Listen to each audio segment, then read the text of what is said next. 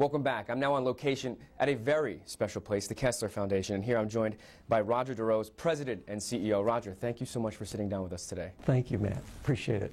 Well, for our viewers, break it down for us. Set the stage. The Kessler Foundation, what are you guys all about?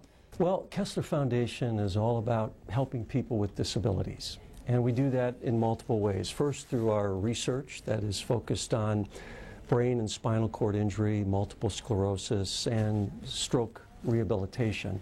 And we also focus on some other neurological muscular conditions. So we really focus on bringing innovative techniques to advancing the care that is given to individuals that suffer from those conditions. The other part of our mission is all about helping people with disabilities re-engage in the community through employment. And one of the toughest parts for people with disabilities is employment opportunities. 80% of the people, of the 55 million Americans with disabilities today, don't have jobs. So you compare that 80% with the 8% unemployment for the national average in the United States, and you can see what a dramatic difference it is in terms of re-engaging people with disabilities back into the community.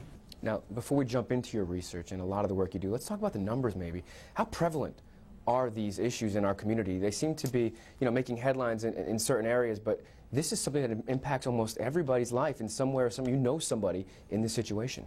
Sure, and it varies by different conditions. Stroke, I think everybody knows someone, a family member, a friend, a loved one that has had a stroke and the consequences from it.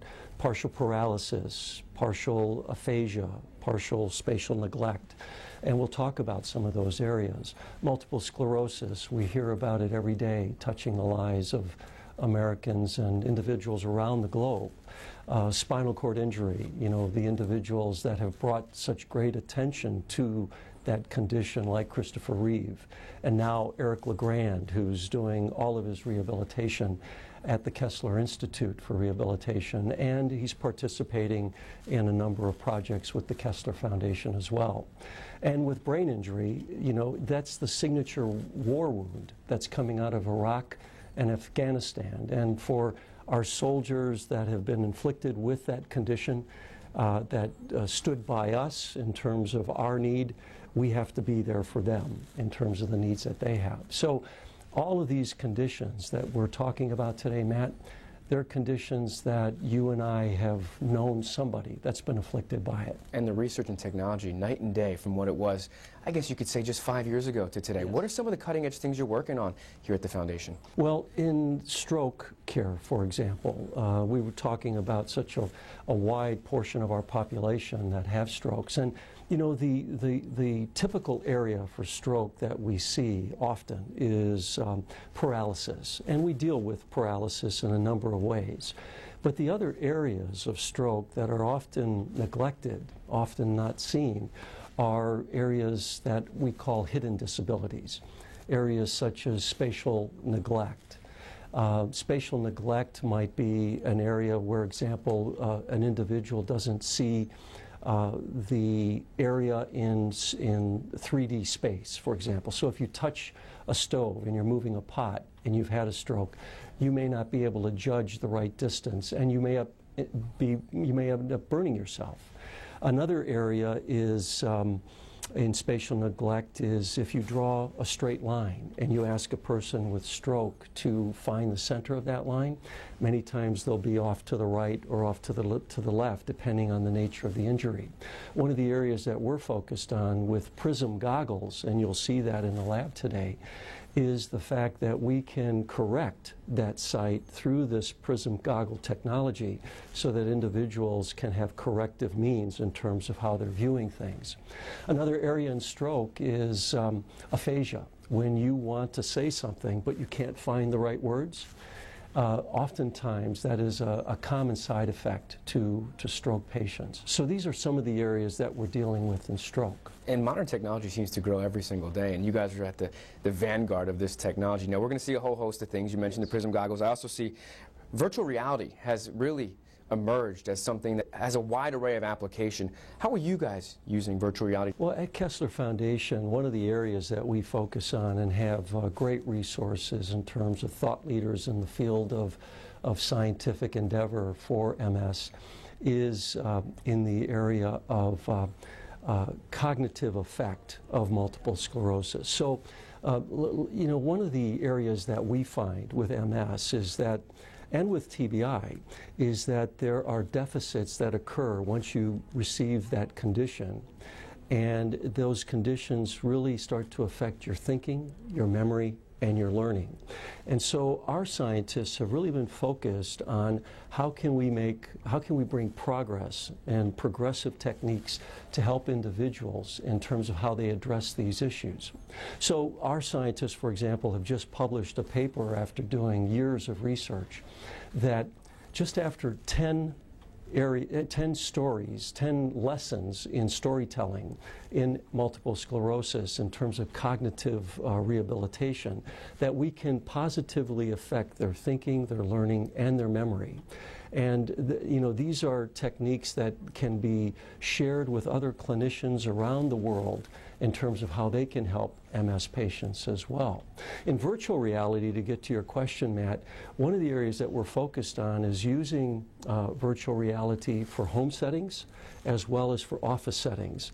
And it's really to help an MS patient and a TBI patient become more effective in terms of how they can maneuver their day-to-day activities and improve their quality of life, both in home as well as in the workspace. That's fantastic. I think I even saw application with, Iraq and Afghanistan veterans using this technology to help with their post-traumatic stress. I think I read that in one of the articles. Yes. Its application seems to be almost endless. Exactly, and we're going to see more and more of these techniques cut across a wide range of diseases and conditions and afflictions that the American public suffer from in terms of illnesses and disabilities that they have to deal with every day. And we're also going to be fortunate enough to see your LocoMap Pro V6 in action, and it's an incredible piece of technology. Break it down for us. Matt, there's great progress being made in the area of spinal cord injury and paralysis. Individuals that have been paralyzed for years are now walking again. And the LocoMap Pro V6, for example, we were one of the very first sites to receive this piece of equipment. Imagine, if you will, a treadmill with a harness over it where the individual is strapped into the harness, and then robotic legs are placed on the individual so that they can actually walk over the treadmill. And what this does is it helps them in terms of building bone density, muscle mass. It helps with lung and heart condition. And what it does is it preps them so that when the cure comes, let's say it comes through stem cell research in 5, 10, or 15 years, that these patients are ready to accept it. You can't accept it if you have loss of bone density and you have loss of muscle mass and these other conditions that affect blood circulation. So these are some of the great things that are happening. The same with Exo, a wearable robot that is made out of titanium with a wearable battery pack that allows individuals to walk where they couldn't walk before. We had 6 patients that came here in October, and they were with their family members. And to be able to see the pride in those individuals as they took their first steps towards their loved ones, towards their family members, was very motivating for them and for all of us as well. That's a great point, because I wanted to bring that up. The families involved, the people who walk through your doors who are in very difficult situations, who you give them hope. These people leave here feeling like, yeah, I'm taking a step not only forward, but also they're going to cure this. I feel like that's what this place is all about. Cutting edge technology, great people working to help others really advance past their disability. That's exactly right, Matt. And what we're trying to do is make the right strategic investments in the equipment and the technology and the people power that really helps to move the field of clinical care and research, which is translated to clinical care, as quickly and as efficiently as possible. We really do everything that we can to make recovery possible in all of these different conditions. And we're focused on attacking the functionality issues that the person has today, and then trying to reduce the secondary complications that might come from some of those conditions that they're faced with every day. So where can we learn more about Kessler Foundation? Matt, I'd encourage your listeners and viewers to go to KesslerFoundation.org. That's KesslerFoundation.org. Excellent. Thank you so much for opening your doors to us and giving us a sneak peek at some of the great work you do. It's a pleasure. Thanks for coming in today, Matt. All right, everyone, stay with us. Up